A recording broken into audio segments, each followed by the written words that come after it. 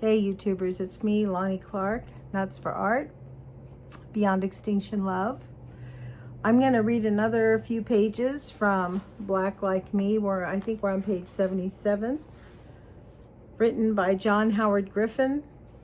The date is November 15, 1959, by the way. I had hardly dozed when East came into the room with a lone cup of coffee on a serving tray. Groggily, I asked him the time. It was 7:30. My body pleaded for sleep, but I knew he wanted to discuss the manuscript. It was an odd, exhausting day. We spent it in the office he has at his home. I drank cups of coffee and listened to Mozart quintets and read the portions of the script he had cut out. In many instances, I urged him to restore these deletions, but it was insane. I was sleepy. I was preoccupied with the magnificent music, and I was trying to read while PD talked. A long, immensely funny monologue, punctuated every 5 minutes by, "Well, I'll shut up now and let you concentrate on that. But Max, did I ever tell you about ... And he would be off on another story. I was supposed to go to Dillard and give a lecture Monday, he said sadly. Are you going? No, Dean Gandy asked me to come. I begged him to let me postpone it a while. Told him I was busy working on the book. And that understanding son of a bitch agreed. Didn't even insist. Said, certainly, PD, the book comes first. We can have you a bit later. It hurt my feelings. Hell, he was just being nice. Nice. Hell, he grimaced with pain. He didn't act a bit broken up because I put him off. Well, you just stay over till Monday and I'll drive you back to New Orleans. I'll drop by and see him and show him I'll drop by and see him and show him I could have been if he had just been the basic common decency to insist. We worked all day going through his files. He piled research material, hate pamphlets, news clippings, letters, and other items on my bed for me to study at night. We broke off at intervals to visit with his wife, Billy, and their young daughter, Karen, who, learning that I was from Texas and lived on a farm, called me that rich, bald-headed Texas rancher. Except for 2 Jewish families, they were ostracized from society in Hattiesburg. Billy spends much of her time fishing in a nearby tank in the afternoons, a lonely existence. Karen is an extraordinarily beautiful blonde child, the same age as my daughter and much like her. She is bright, outrageously outspoken, and tender. She and her father were constantly at war over the TV programs. I could make little sense of it, except that the arguments were long and full of recriminations on both sides. But the traditional roles were reversed. She did not approve of her father's avid watching of Westerns and children's programs, and he insisted that she be allowed by God to view his favorites.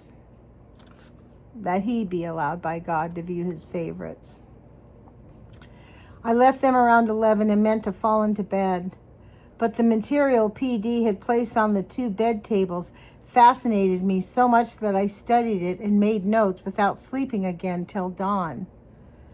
It is perhaps the most incredible collection of what East calls assdom in the South. It shows that the most obscene figures are not the ignorant, ranting racists, but the legal minds who front for them, who invent for them the legislative proposals and propaganda bulletins. They deliberately choose to foster distortions, always under the guise of patriotism, upon a people who have no means of checking the facts. Their appeals are to regional interest, showing complete contempt for privacy of conscience, and a willingness to destroy and subvert values that have traditionally been held supreme in this land. Wow, doesn't that sound like today with the Republican Party, you guys? November 16th. Though the trip from New Orleans to Hattiesburg had seemed interminable on the bus, the return to New Orleans in PD's car was done quickly. PD took me to Dillard University, one of the 2 Negro universities in New Orleans. A green, spacious campus with white buildings, great trees streaming with Spanish moss. We drove through slowly, of necessity, since the campus drives have cement ridges every 40 or 50 feet that would cause your car to bump badly if any speed were attempted. PD cursed these richly and made the typical Southern white remarks about, "Did you ever see such a damn beautiful campus for a bunch of niggers? They're getting uppitier and uppitier." He stopped deep in the campus at the cottages provided for by the faculty, and we went in to meet Dean Sam Gandy. The dean, a handsome, young, cultivated man of great wit, had returned from a trip. Almost before we were introduced, PD launched into bitter complaints, wanting to know why Dean Gandy had not insisted he give the lecture today. "But you told me you were simply too busy," Gandy laughed. "Naturally we wanted you, but..." Placated, PD and I confided my project to the dean and his beautiful wife. Though we had little time to discuss it since the dean had to be in his office for an appointment, I promised to return and share my findings with him. We went to the car, which PD carefully and ostentatiously pretended to unlock. "Why, PD, what on earth did you lock your car for here in this cloistered atmosphere?" Gandy asked. PD looked shifty-eyed, distrustful in both directions, and then in a loud stage whisper said, "Well, with all these damn niggers hanging around, you know." Gandy bent over double with laughter and outrage. He asked PD how the young voting situation was in Mississippi, and PD told the story of the Negro who went to register. The white man taking his application gave him the standard literacy test. "What is the first line in the 32nd paragraph of the United States Constitution?" he asked. The applicant answered perfectly. "Name the 11th President of the United States and his entire cabinet." The applicant answered correctly.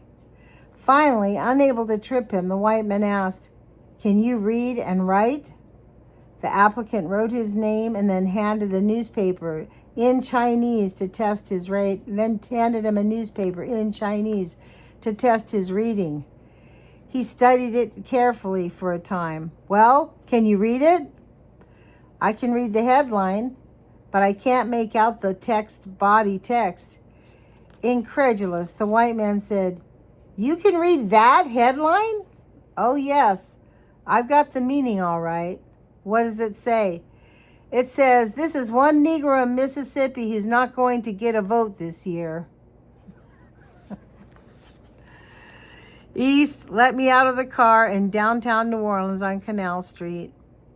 I bought a meal of beans and rice in the nearby Negro Cafe, and then went to the bus station to purchase a ticket back into Mississippi, but this time to the coastal town of Biloxi.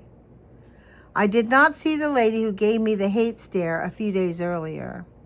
With 3 hours to kill until bus time, I walked and window shopped on Canal. The town was decorated for Christmas, and I felt lost in the great crowds. A cool, sunlit afternoon. I looked at all the children coming and going in the stores, most of them excited to see Santa Claus, and I felt the greatest longing to see my own.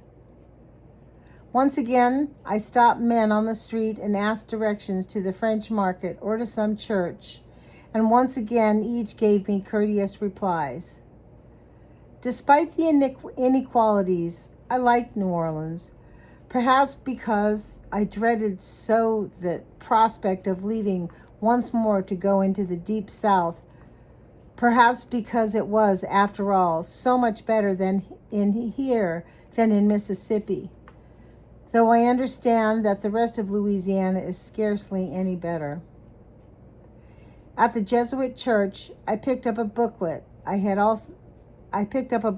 also noticed on Dean Gandy's coffee table, For Men of Goodwill, by Father Robert Ghost. Penciled across the top in red were the words racial justice. I stood in the sunlight outside the church, noticing that passerbys either lifted their hats or made a discreet sign of the cross on their chests as they came abreast of the church. I flipped through the pages, noticing the dedication. Dedicated to my mother, to my dad and mother, and to the countless other Southern parents and educators who sincerely tried to instill in their children and their students a love for all men and a respect for the dignity and worth of every man. Father Gust, a Paris priest in the Archdiocese of New Orleans, born and reared in the South, wrote the book to clarify the problems of racial justice for those men of goodwill who are sincerely alarmed by the problem. I glanced through quickly and promised myself a thorough reading. Suddenly it occurred to me that I made a strange and too obvious picture here, a large Negro standing in front of a church absorbed in a pamphlet on racial justice. I quickly dropped it into my jacket and walked to the Greyhound station to wait for my bus. In the restroom, I saw the remains of a loaf of French bread lying on the floor beside the waste bin. It told the story of some poor devil who had come there, closed himself in the cubicle, and eaten his meal of half a loaf. The small room was perfectly clean except for a placard attached to the back of the door. I read the typically neat notice typed "Notice" until I saw that it was only another list of prices a white man would pay for various types of sensuality with various ages of Negro girls. Wow. The whites frequently walk into colored restrooms, scotch tape these notices to the wall. This man offered his services free to any Negro woman over 20, offered to pay on the ascending scale from $2 to $19, from $2 for a 19-year-old girl up to $7.50 for a 14-year-old girl, and for more perversion dates. Wow. He gave a contact point for later in the evening and urged any Negro man who wanted to earn $5 for himself to find him a date within this price category. He would probably have success, I thought, glancing at the bud of bread. To a man who had nothing to eat but bread and perhaps a piece of cheese in a public restroom, $5 could mean a great price. I wondered about the Negro who had left this trace of his passing. What sort of man was he? A derelict? No, a derelict would have left an empty wine bottle. Someone who could not find work and had grown too hungry to wait for something better? Probably. If the woman in the Catholic bookstore had not cashed my traveler's check, I might have been reduced to doing the same thing. What astonished me was that he had not carried the remains of the bread with him.